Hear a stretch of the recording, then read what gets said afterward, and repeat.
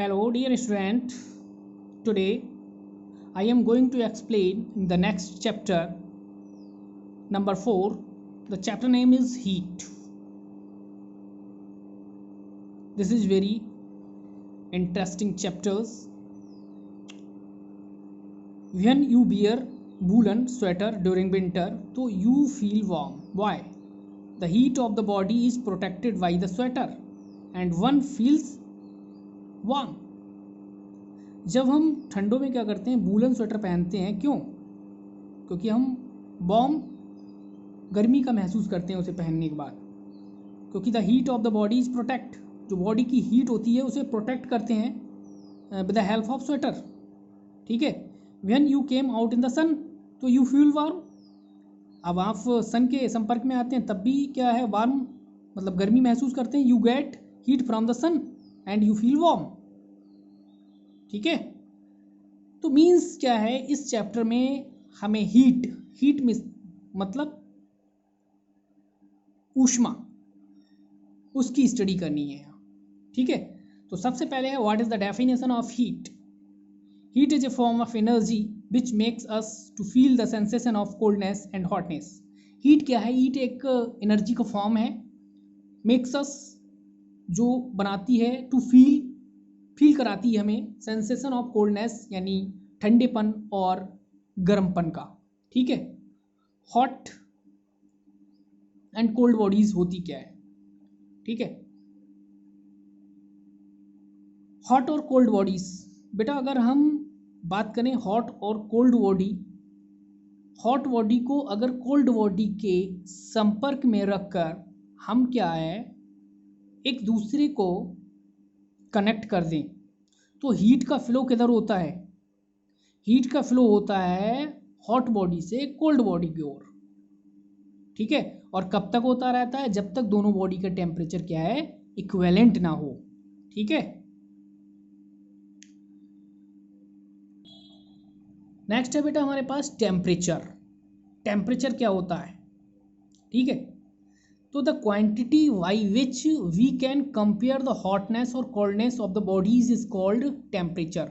जैसे two bodies हैं, उनकी हॉटनेस और कोल्डनेस का कंपेरिजन करने के लिए उनमें जो क्वांटिटी होती है उनको कंपेयर करने के लिए बॉडी के टेम्परेचर को मेज़रमेंट करने के लिए हम जो डिवाइस का यूज़ करते हैं वो होती है थर्मोमीटर. ठीक है. क्या होता है? थर्मोमीटर. तो डेफिनेशन क्या होगी टेम्परेचर की? The quantity by which we can compare the hotness और coldness of the body is called. Quantity by which जो वी कैन कंपेयर करती है हॉटनेस और कोल्डनेस ऑफ बॉडी का, वो कॉल्ड क्या कहलाती है? हमारी टेम्परेचर कहलाता है. तो टेम्परेचर मोस्टली ग्रीक वर्ड है.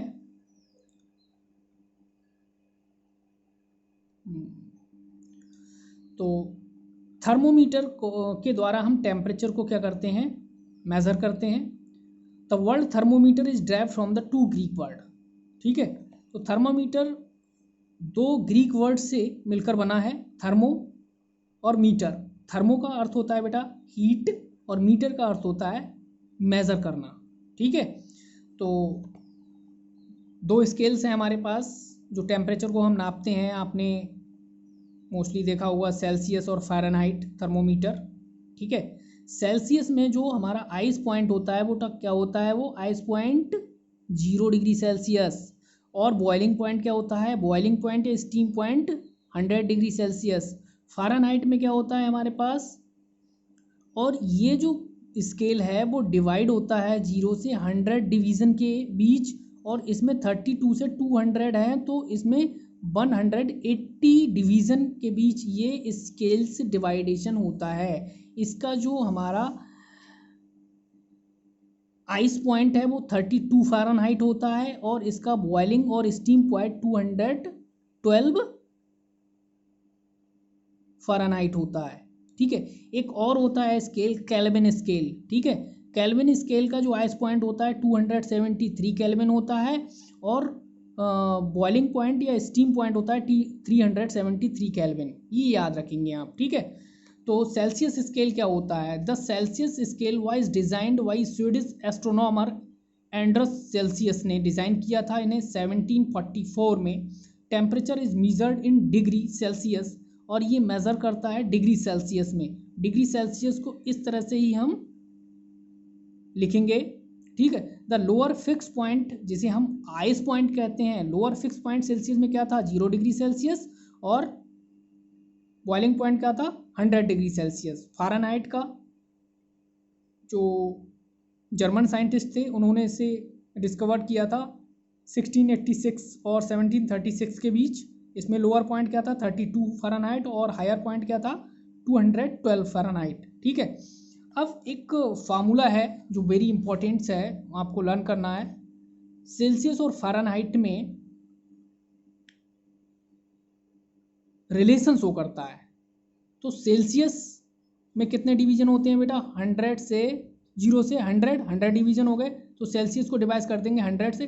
फ़ारेनहाइट कितना है? 32, यानी 32 से कितना है? 212 तक डिवीजन हो गए 180, तो F माइनस 32, ठीक है। तो आप क्या लर्न कर लेंगे? इस वैल्यू को लर्न कर लेंगे, C/5 इक्वल F माइनस 32/9। इससे ही हमारे न्यूमेरिकल होंगे, ठीक है।